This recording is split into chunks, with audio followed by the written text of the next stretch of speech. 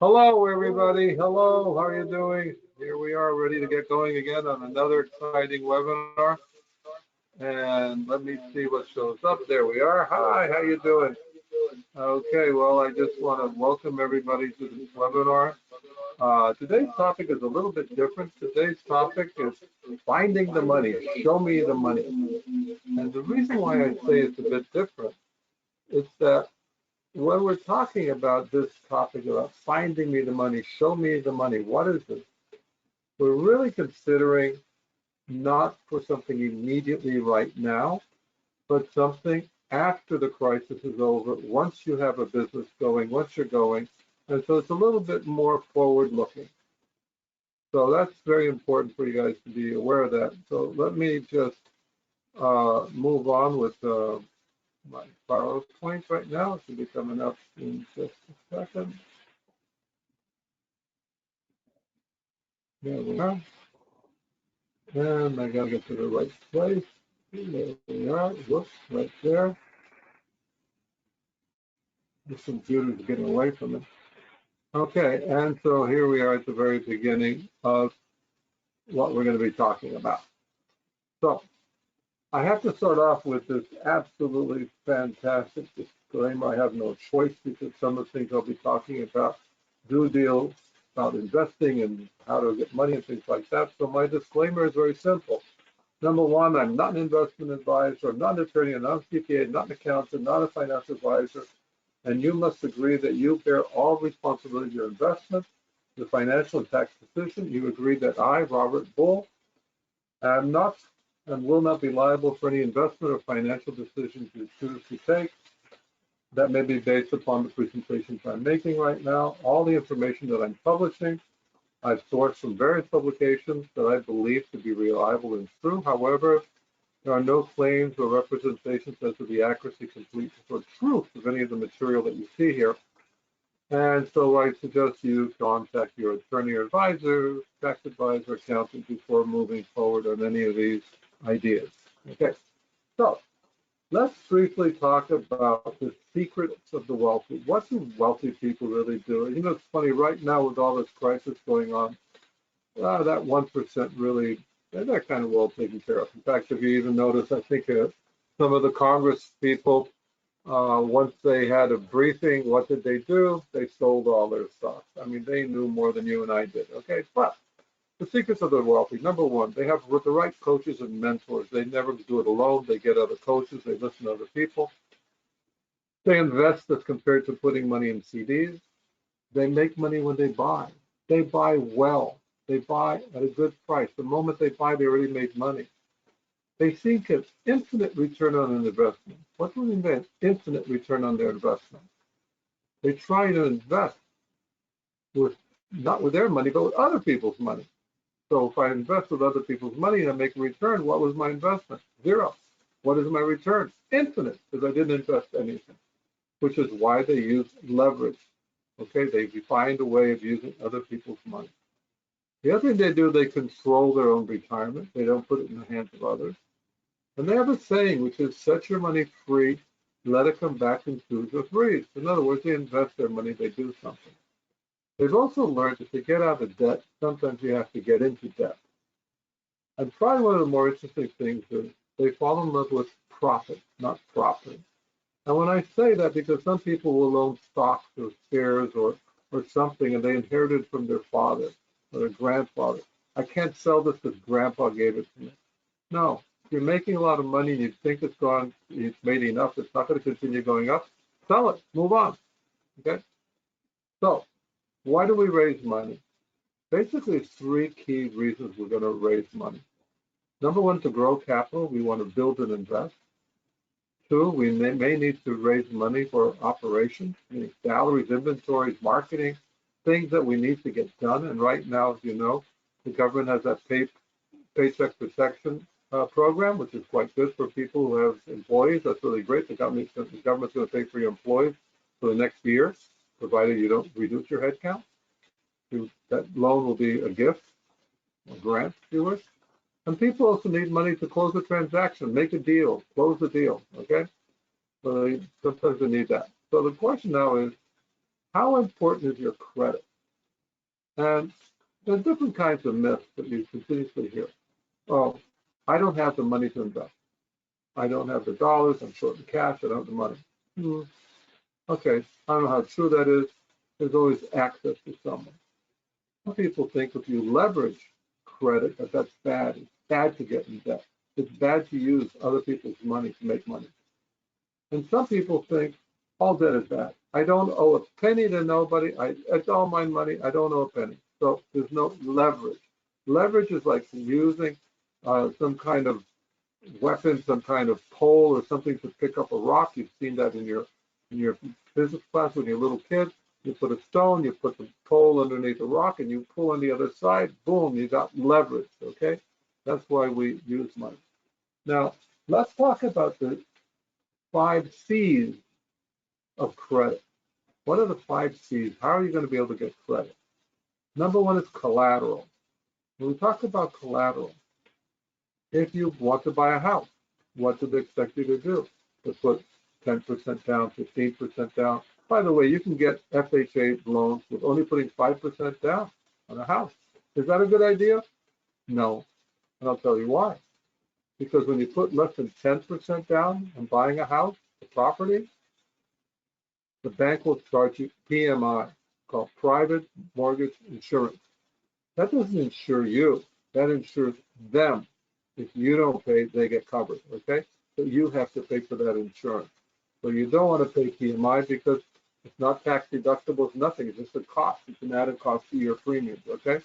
Generally, you want to put 10% down, but if it's an investment property, they'll ask for 25 or 30. They're going to look at your character. How do you measure somebody's character? That's an interesting question. I'll tell you how. Have you heard of FICO? FICO? Their FICO score tells them how you behave. How responsible are you in paying back the money? They want to know your capacity. Capacity means what's your debt limit? How much can you theoretically borrow? If you ever look at your credit card, it'll say, oh, you have a credit limit, let's just say of $10,000. Never get close to that limit. Because when you get close to that limit, you have no more capacity to borrow. Try and keep it 20%, 25% maximum, because you have more capacity to borrow. They want to look at that. They want to look at your capital, what you really have, what you really own. And ultimately, the conditions. Conditions mean how long am I going to lend the money to you? 1 year, 5 years, 10 years, 15 years, 30 years? It's depending on the collateral, the character, the capacity, and the capital. They'll give you longer or shorter term periods of time. Okay, now we talked about FICO just a moment ago. FICO, kind of crazy in a sense, but what does FICO mean? Well, FICO is really an evaluation of the 3 basic services that exist for giving credit, for rating your credit score. So each company is going to give you a different rating. FICO is a consolidation of the 3. To have exceptional credit, you have to have more than 800. The max is 850. Very good, 740. Good, 670. Anything below 670 goes into the word of fear, and anything below 579 is risky. So take good care of your credit. Now, how do they determine your credit? Look at over there in the pie. Number 1, your payment history. You pay late, that's going to ding your credit. Always pay on time. Always. Doesn't matter if it's a department store credit, your credit card, makes no difference. The payment history. Number 2, how much money do you owe? That's relative to your credit limit. Okay, so if you're right there topping on those credit limits all the time, that's terrible, okay? What type of credit do you have? Is it a whole house credit, is it a car credit, whatever the case may be? How long have you had the credit? All these sort of things. Now, if you want to see a little video, I got it down here. I'm not going to show it right now. This is a video from Citibank, kind of tells you what it is, but at the end of the game, what it basically says, the higher the credit score you have, the better it is for you to lend and borrow. What are the sources of money? Well, one of the typical sources are banks, and they're going to charge you interest rates. Today, interest rates are at historical low rates. Now, when banks open up, I don't know what's going to happen. When they open up, I mean, when business becomes semi-normal, okay? Right now, everybody's knocking on the door of the banks. Why? They want to get the Paycheck Protection Program. They want all these different programs. They want to get a deferral on their debts. All these kind of things are going on, okay? And sometimes an approval from a bank can be slow, okay? But Frank, probably once life goes back to normal, whatever normal is, I don't know, interest rates are probably going to be very low. Why? Because the Fed has essentially lowered their rates to practically zero. So will they charge you zero? No, but they might charge you 2-3%. We don't know, okay? Now, something called a HELOC, home equity line of credit. I do not recommend using that unless it's extreme emergency, whatever. Why? Because when you do a HELOC, you're borrowing against the equity of your home, your house. And if anything goes wrong, you're going to lose your house. You don't want to live under a bridge. Okay, so HELOCs are really easy to get. Why? You're giving a house with a guarantee. Kind of a question, okay? The small community banks, credit unions tend to give you a better deal. And then there's something I want to call good debt, bad debt. There's a picture here of Mr. Robert Kiyosaki. You know, he's a Japanese name. He's an American citizen. And he wrote the book, Rich Dad, Poor Dad, etc. And he talks about good debt is a powerful tool, but bad debt can kill you. What's good debt? Good debt is when you're borrowing to make something.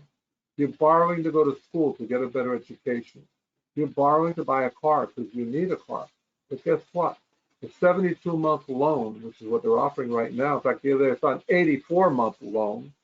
Are you kidding me? That's 7 years loan. What's the car worth after 7 years? Not too much, okay? So, but good debt would be like to buy for equity, build a house, buy an apartment building, do a business. Those are all good debt. Why? Because some of the good debt will pay us, right? If we buy to invest, it'll pay us. Bad debt. What is bad debt? When you buy stuff you don't really need. Today, you can go to any of these department stores, any of the furniture stores, and they all tell you zero credit, zero, don't pay anything for 3 years, isn't that and the other. At the end of the day, you're getting into debt. At the end of the day, there may be an interest payment, okay? And those interest payments tend to be high. Very much like your credit card interest payment. Look what they charge you. 18, 19%, even 15%. Oh, that's a good deal? Really? When the Fed is paying zero? Forget it, okay? Let's have a look at something else. Opium. See that? OPM? Opium. I'm totally against drugs, but I love opium. Opium stands for other people's money, okay? Opium is fantastic, that kind of opium. Why? Because you're not regulated through a bank. You can get flexible terms. Private people are not going to be able to check your credit rating. It's relationship driven. Do you know him? Do they like you? Do you have a relationship? A rich uncle, a good friend, somebody you know you've had business with, okay? When you do that, you're going to need to have some kind of document that you're going to be borrowing money or getting the people to invest in your project. Probably going to need to have something that I'm calling here an executive summary, which ultimately is part of what we call a private placement memorandum, PPM. That's a document with your overall business plan, but you're privately offering that person or that group of people to invest. It's not an IPO. Have you ever heard this thing in the stock market? It's called the initial public offering. Remember, the word is public. Why? Because that's done in the stock market. Private placement is me and a group of people I'm offering to invest into my project, or I'm offering to lend me money. I'm not begging for the money. I'm giving them a deal, okay? We're going to have a term sheet. How long is it for? What's the interest rate? An agreement and a promissory note, if it's a note, or something. When I say it's something, because it's not a note, it could be an investment, okay? And we want to be able to protect and secure our investors. We'll talk about that in a while, okay?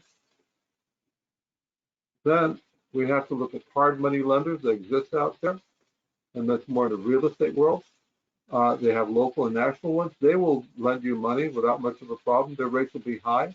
But once you build credibility, the rates will come lower. And here's something a lot of people don't know they can do. You can borrow from your IRA. You can borrow from a self-directed IRA. And here's a company, I'm not recommending, I'm just stating it exists. The company called Equity Trust. You can transfer your IRA to them or part of your IRA, and that IRA could then become the entity to buy the investment you want to have. Let's just say, remember we talked about this lady who wants to make a chocolate chip cookie. Okay, so she wants to have a lot more business going on. She needs ovens, she needs delivery trucks, all these things. Where's she going to get the money from? She can get it from her IRA. Why? Because the IRA, through equity trusts, will buy the trucks and the equipment. It'll belong to your IRA. You'll have to pay your IRA back. You can pay a rent, but you're paying yourself. Okay, so believe it or not, all of a sudden, wow, I can use my IRA for an investment. Yeah, you can. Remember, you can also lose your IRA if your investment goes belly up. But that's a different thing. Now, credit cards. Wow. Okay, one thing I always recommend people to do at the end of every year, sometime any year, the year of your card, call up your credit card and tell them you want an increased limit. If you have a credit limit of $3,000, if you've paid well, you can call them up and say, I need 5, I need 6. If you have 10, you can call them and ask for something else. They're going to say, why do you need it? Tell them you're going to go on vacation, tell your kids graduate from college. It makes no difference. Call them up, ask them. Why? It's going to increase your capacity. Remember that word capacity? If you're lending down here and this is your limit, you're very tough. You want it up here, okay? That's what you want, all right? You also should call them up and ask for a lower rate. Today, call your credit cards and tell them you want a lower rate. Take advantage of different credit cards that offer 0 interest if you take out a credit card with them. Some credit cards will even give you money if you take out a credit card with them. That's really cool. And always add 1 or 2 lines, new credit cards every year if you can. Why? You want to increase your capacity, your borrowing capacity. You don't need to use it. And then they're going to look at, the 5 C's. One of them is your capacity, okay? Even it makes no difference. It could be something really simple. Go to Home Depot. You go to Home Depot? Yeah. You have a Home Depot card? No. Okay, ask for one. Right away, they'll give you $25. Right away, they'll give you a credit card, and you're increasing your capacity, okay? Think about the cashback cards as well. Okay. When we're using a private lender, the opium, other people's money. When we're speaking with somebody who's going to lend us money privately, could be a good friend, an uncle. We all know some people have money. It doesn't mean we need 200,000, 300,000. We could be even looking for 10 grand. Doesn't matter, okay? You got to switch your mind. You got to change your mind. You are not asking to borrow money. You're not asking for a favor. I'm giving you an opportunity to invest in something I know what I'm doing, and you're going to get a better rate. How much you get paid today for a CD? Less than 2%. If I offer you 6%, and the market CD is giving you less than 2%, hey, that's 300% more, 3 times more, okay? So when you're talking to people who you want to invest in your project or lend you money, one of the things you got to look at your posture.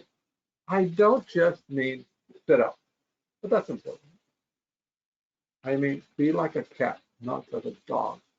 When I say not like a dog, dogs, they come running. They're there. They want to get on your lap. They want to lick. Dog to go excited. Cats, on the other hand, they're cool. If they feel like it, they'll come to you. If they don't, they don't. They're cool cat. You ever heard of cool cat? You want to be cool. You don't want to look anxious. Okay? Now, it could be the lender or the investor you're talking to has never done a deal before. Find out why. Maybe nobody's ever offered them a deal. Okay? The key thing you have to prove to your lender is that you're highly educated in the process. This lady who has cookies wants to make a cookie factory, chocolate chip cookie. She knows how to make delicious cookies. Take the cookies, show them packaging, tell them who your customers are. Show them that you have an amazing team. You've got good lawyers, accountants, salespeople, whatever your team is. When you create a company, get a team of advisors. People are always willing to be an advisor. Why not? Have a good team, okay? That increases your credibility, okay? Now, moving along, I talked about protecting, securing, and insuring, be it when you borrow from somebody, you want to give them a, what they call, I'm calling here a promissory note. I put here 8 to 12% interest. Today, that'd be crazy, okay? Who's going to offer you A 12% rate, my God, today the interest rate is 1, 2, nothing. So you probably get away offering somebody 6%. Okay, no points. Why no points? Because you don't want to pay a point up front. It's ridiculous. You don't want a lean position, meaning that they can come and get it from you. And you want a maturity of at least a year. I'm going to set up a cookie factory. I need some working capital, at least a year. But I want to be able to pay the money back without a prepayment, or I want to be able to renew without any big cost, all right? So we've got to figure out what we're going to do. When we're talking about investment, there's going to be a mortgage deed. I misspelled it, deed. And there's going to be a lien against an equity, just like a bank, okay? They're going to want a lien against the equity. If I'm borrowing, if you're lending me money for ovens and cars, you're going to want a deed, a guarantee that if anything goes wrong, you can take the oven and cars. What are you going to do with an old oven? I have no idea, okay? I want to insure. What kind of insurance? Hazard insurance. What kind of hazard insurance? Do we get tornadoes here? Not too many. Do we get hurricanes? You better believe it. Can it flood? Yeah. Can the cars crash? Yeah. Are there liabilities? Yeah. All those kind of hazards you want to get along with. So moving along, what I write at the very bottom, as long as people know that you know what you're doing, if they believe you know what you're doing, they will lend you the money. If you go in and say, oh, I got this great idea, I'm going to sponsor these people to do X, Y, and Z. Well, wait, what's your background? Have you done this before? What's your credibility? So if I know you've done this before, I know that you know how to make cookies.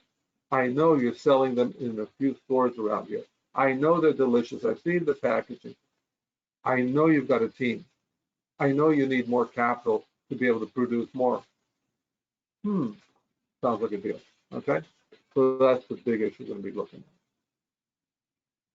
at. And as I said a moment ago, it's not, I think it went too far. It's not, excuse me 1 second, this thing goes too far. No, it didn't. Okay. So it's not exactly an issue of how are we going to get the money. It's an issue of proving that we know what we have, showing we have a business plan that is realistic. Okay, realistic. We want. Remember when you go back to the other programs we've had so far, the webinars. One of the webinars I spoke about the plan. I spoke about the vision. I said it has to be realistic and shared by all. We got to look at that. We got to look at our structure. Okay. So we'll move along. Okay. So there's a debt explosion that's going on, and it's going to be even worse after this coronavirus. And when we look at the U.S. debt going out there, and I'm not talking about the government debt, I'm talking about the consumer debt, okay, what people owe. There's a three-legged stool out there. One leg is the adjustable rate, okay, they call it ARM, adjustable real estate mortgage rates, okay? And when these rates increase, which right now they're not going to increase, but when this crisis is over, not the coronavirus crisis, the financial crisis after the coronavirus crisis, when that crisis is over, interest rates, my guess, they're going to go up. Now, if you have an ARM, an adjustable mortgage, those rates probably will go up. So what I would do now, if I were you, I would try to lock in a fixed rate for the next 30 years or whatever you can get. Commercial real estate. Well, typically there's 10-year mortgages with a balloon, which means low rates for first 10 years and also in the end of 10 years being huge payments, okay? The 10 or 20-year mortgages, and they have a balloon at the end. What's happened to commercial real estate prior to this bomb? Strip malls are going broke. Big malls are going broke. Not Aventura Mall, but some malls are having a lot of problems in the United States. The other crazy thing is millennials. What about millennials? Think about them. Millennials, because real estate's gotten so expensive, they really haven't been able to afford to buy their own homes. Some kids are still living at home. But baby boomers, people my age and older and younger, but that range, what are they doing? They're downsizing. And the U.S. debt is huge.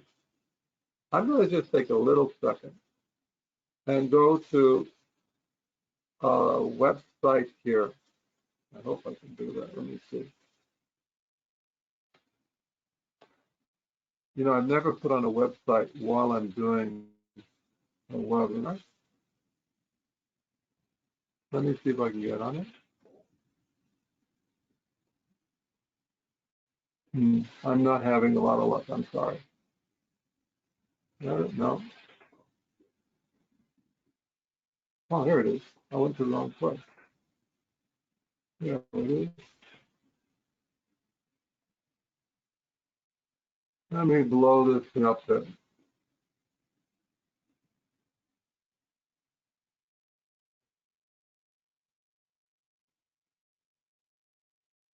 I have so many things on my screen, so I can't see it, but you can potentially see what's happening over here. You see that number? That's the U.S. debt. Look how much it's going up per second. Wow. Okay. It's going up like crazy. That's the national debt. Just look at these numbers. And that's before the $6 trillion that the U.S. government is providing for this coronavirus issue that we're facing. So as the debt goes up, who's going to pay the debt? I don't know, but somebody's going to have to pay the debt. Okay? And it ain't going to be me. It's going to be some taxpayers are going to have a huge debt problem coming up. Okay, so let's get rid of that.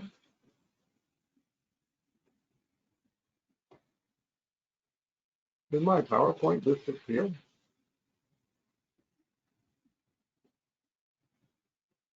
Oh, this is embarrassing, folks.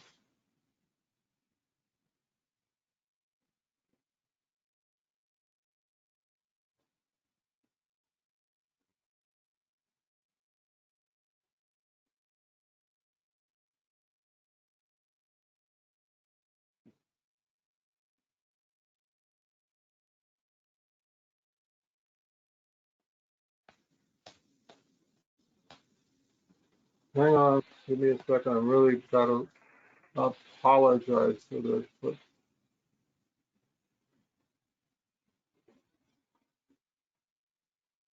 you close up.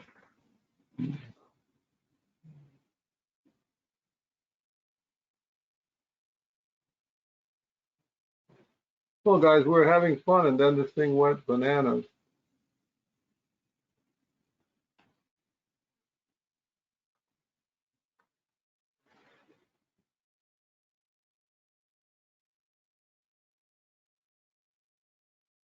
Ah, there we go. I got me nervous for a second. Okay, so the U.S. debt's going to go higher and higher.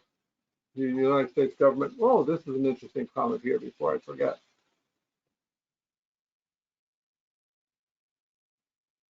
You see down here what Alan Greenspan said, the U.S. can pay any debt it wants because we can always print the money to do that.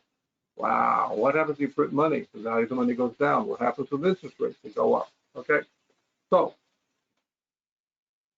if we're borrowing to make an investment, or if we're bringing people in for equity, and the interest rate is high, and we can still make the payment, all we need to say is that all? You only want to charge me 5% interest? Is that all? So I can make the payment, still make a profit. That's good, okay?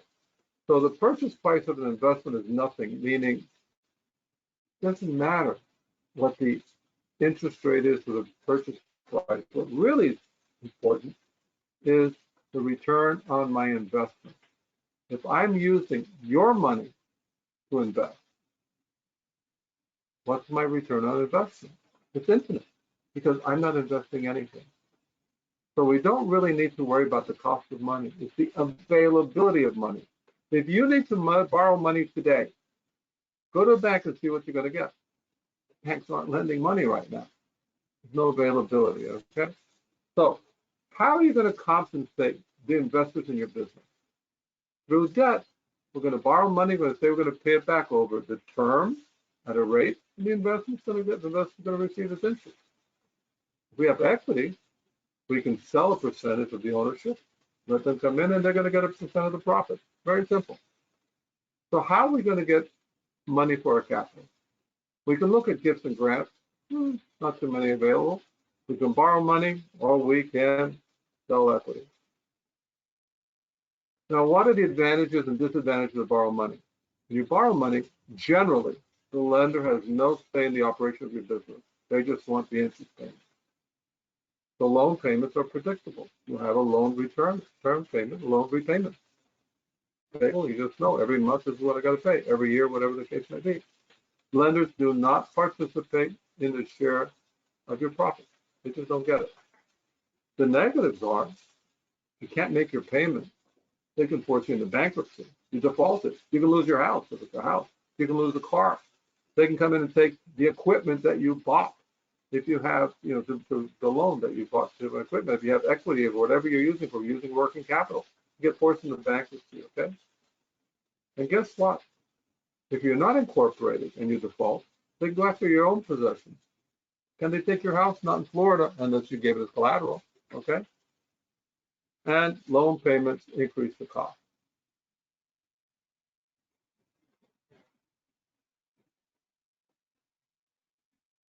Okay. Now let's look at equity financing. Equity financing means I'm giving part of my business. Well, the company doesn't make enough profit. Investors are not going to get a share of no profits, right? Right now, yesterday, Boeing decided it's not going to pay dividends. Well, if you're an investor in Boeing, guess what? Your dividends went to zip. Macy's is not paying dividends. Zip. Okay, so what can you do about it? Absolutely nothing. Okay. Now, equity investors, if we're a small company, we're talking to people to invest in the neighborhood, people we know, they want us to succeed. They're going to give us advice. They're going to share a contact. They'll help us, okay? The negatives are you could lose control of your business. Why? You start giving a lot of equity away, all of a sudden they can own more than what you want. Now, equity investors, if they're going to take a risk, they want a higher return on investment. The bank may ask for 4 or 5% return. Equity investor, by investing in this, probably going to want 8 to 12. Okay. So you also have to share your profit with your investors. Okay.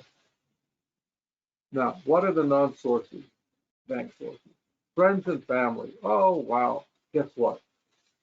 You look around, you have friends of friends, network, you're going to find people who have money. They're venture capitalists and angels. Do they really exist here in Florida? Yeah, they do. But frankly, the biggest place for venture capitalists is out there in California. But you've got some here, but it's more in the technology. If our dear lady who wants to open up this chocolate chip cookie place, she's not going to get a venture capitalist. She's going to have to deal with friends and family. Insurance companies, believe it or not, you can get money out of your insurance policies if you had them for a long time. The other great source is vendors. What are they vendors? People who sell, let's say the case of this lady who wants to make cookies. The people who sell the ovens, do you think they sell on credit? Especially now they're going to, okay? You want to rent a place, you want to lease a place, you want to buy a car. There's all these vendors who are willing to sell you on terms, okay? Of course, I'm negotiating with them. And then we have here, I put SBA-backed loans, the Small Business Administration. Well, do they lend you money? No. They will guarantee your loan with the bank. You have to go to a bank that has a small business organization, and they will provide you the documents that you need to get the SBA to back you. The SBA is going to require three areas of investment, or before they guarantee it. One is, what are you putting in? What's your skin in the game? What is your vendor's skin in the game? Okay? And how much do you want from them? Those are three sources. So you need to have vendors in there. You need a business plan. You need all these things we talked about before. And then there's bootstrap financing. And I'm not trying to degrade, but if you go to Chicago, you're going to find tons of Indians, not American Indians, Indians from India, who happen to own Dunkin' Donuts. They live in there, okay? Angel investors, people who you like, they're private investing, and bootstraps, what I told you, you pull up your bootstraps, you lease whatever you can, you have few employees, you work like that, and that's the way it goes. Plenty of them go. Now, opium. You can use opium for debt or equity. An LLC, a limited liability corporation, is a good vehicle for capturing equity. You can create an LLC in the state of Florida, choose to be taxed as a partnership. But when you create your documents and you go to call the private placement memorandum that you're going out looking for people to invest, you're going to establish yourself as the business manager of the LLC. Why? You're going to get a salary. You're going to get benefits. You're going to get everything else. You're not splitting your salary with them. You're splitting your profits. Your profits are after the expenses. Your salary, your benefits, your car, et cetera, are part of the operating costs. So you're having your own lifestyle because you have the knowledge. This lady who wants to have a cookie company, chocolate chip cookie, she knows how to make the chocolate chip cookie. It's her brand. She's got the contact. What are you investing in? You're investing in her to make it have a good company. Are you going to go in there and work? No. You're just an investor. She wants a salary, okay? So what you're going to sell something called membership units into the partnership. They're going to participate, but you're going to keep control. You're going to keep more than 50%, and you're going to have something called a PPM, Private Placement Memorandum.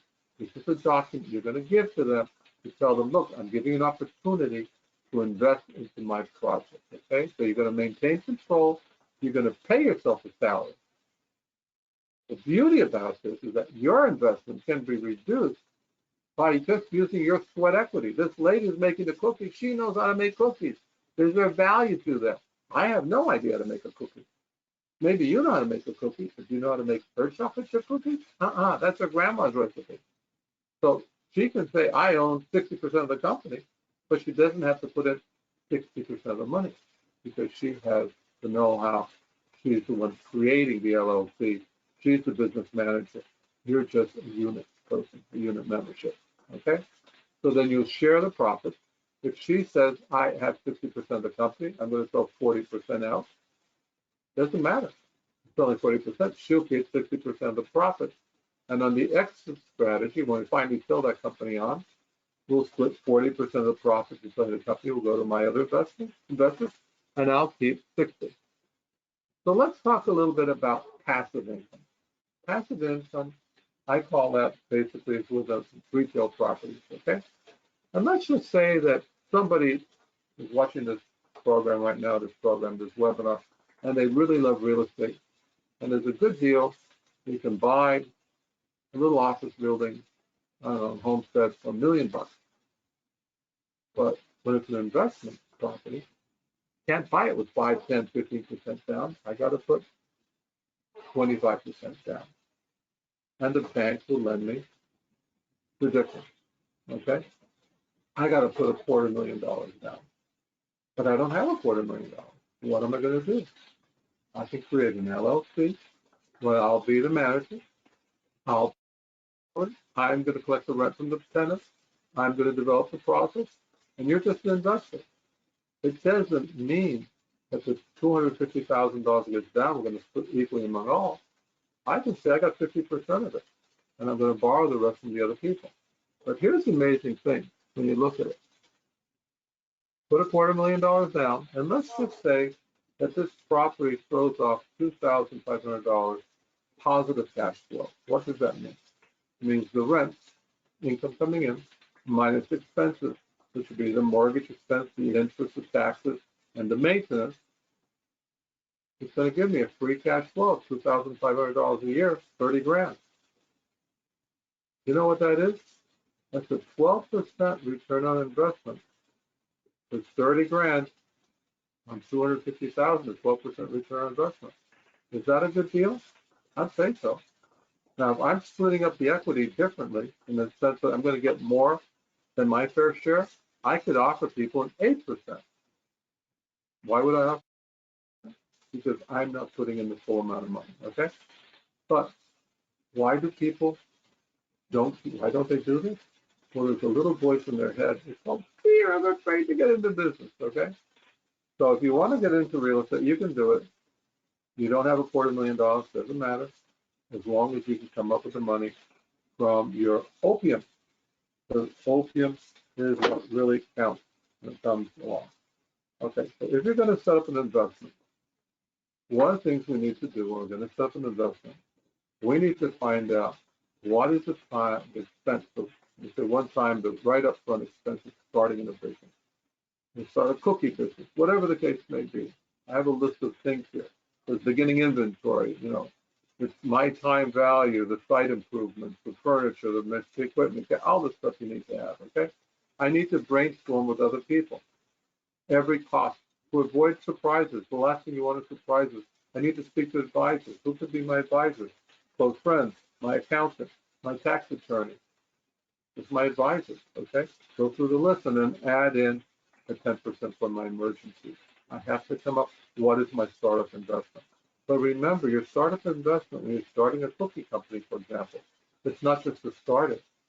We need a flow, because we're not going to be able to sell the cookies immediately, get the cash immediately. We need inventory, so we have to figure out how much inventory do we need, how are we going to do our receivables, when are we going to collect the money, how is that going to work out over time, okay? So we need to come up with a startup investment so we can come up. So if you're using opium, other people's money, be it for borrowing or as equity, I think there's a 5-question step that I have to go through. What I'm doing, is it legal? Is it legal for me to have some money to pay you an 8% return, a 10% return, split the profits, whatever the case may be? Is it ethical? Because legal and ethical are not always the same thing. Like right now we've seen with EpiPen, I don't know if you recall that, this is for people who have diabetes, all of a sudden they raise the price tremendously. Could they legally do it? Yeah. Is it ethical? Not really, okay? So I have to ask the question, is it legal, is it ethical? Is it logical? Do the numbers make sense?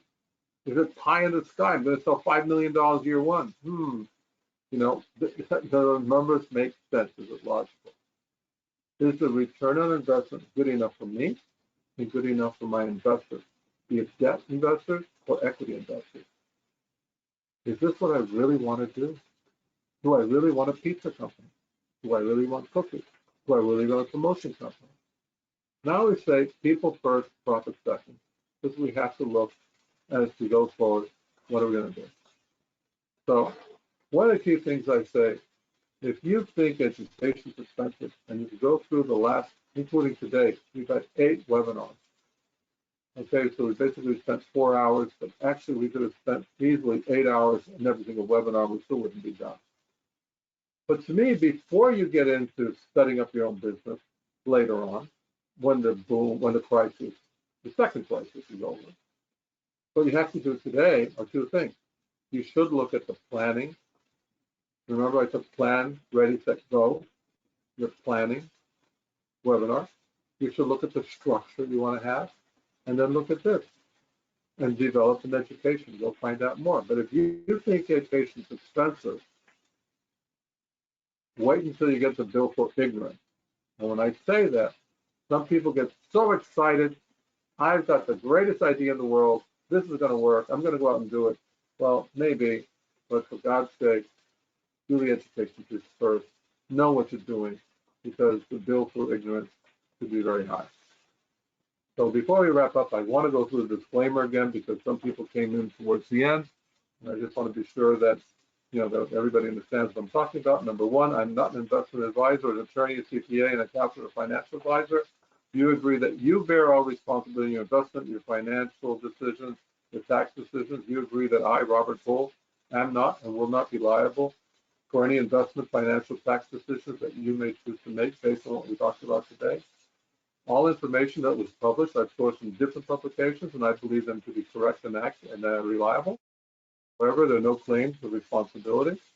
Incomplete, please consult your own attorney and tax advisor. And I want to thank you for attending this webinar. I'm going to publish it soon. Our next webinar is going to be on Tuesday. We're not going to be this Friday because it's Good Friday. And I'm not going to switch to twice a week, Tuesdays and Thursdays. There's my email. And our next webinar is not running out of money in retirement. Wow. Can you imagine people who are in retirement or people who are planning to retire after the stock market crash? Uh-oh, what do you do? Well, that's what we're going to be talking about. So thank you very much. I hope to see you Tuesday. I'll send out the webinar, the video of the webinar tomorrow, maybe later on tonight, depends on what I can get done, okay? So I got to say goodbye right now. Thank you very much. And for anybody celebrating Passover, have a really good Seder tonight. If you're celebrating Easter, have a very happy Easter. Enjoy your Easter egg hunt. And thank you very much to everybody for being here. Bye-bye. Thank you so much. Bye-bye.